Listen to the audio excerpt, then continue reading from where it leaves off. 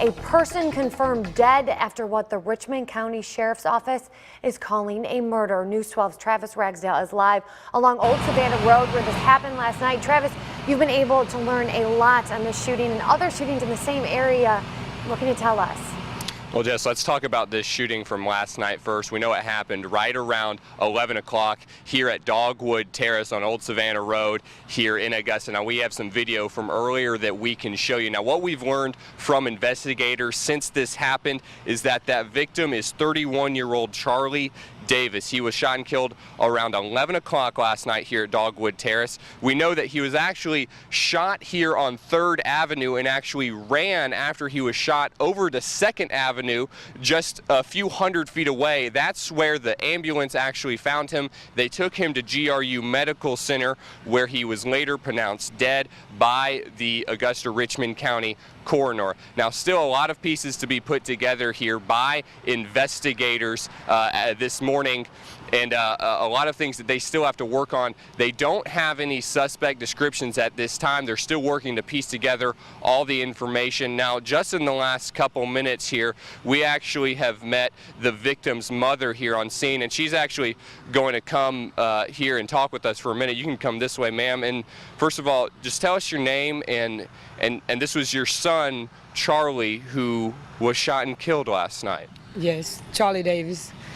I don't understand why would anybody want to kill my son. He was a lovable person. Everybody loved him.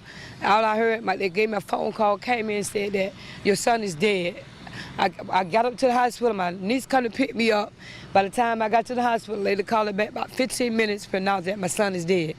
Only thing I know, they said somebody come and got him. Tony Grant, my nephew, Andre Philpott, and it was another guy. I don't know his name. When that call first came to you and you heard that your son had been killed, what's going through your mind at that point? I just want to die. I just couldn't believe my son is gone.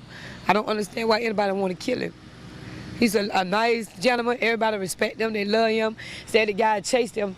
The guy that named Tony Grant went to my sister's house, was with him, and then another guy the lady said on second say that the other guy was on the phone, so the guy that was with him led him over here to the thing, or where we put. Tell me a little bit about your son and what he was like. He was a respected guy. Everybody loved him, but he got hanging out here in the wrong crowd, doing the wrong thing. I don't uphold my son when you're wrong is wrong, but he out here trying to do this fast money, do this fast life when you shouldn't.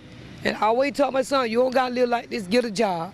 You got a mama that love you unconditionally, a family that care about you. You ain't got to live this life these people doing. All they doing is shooting and killing every day. Now, my son gone is not going to bring him back. All I got is gone.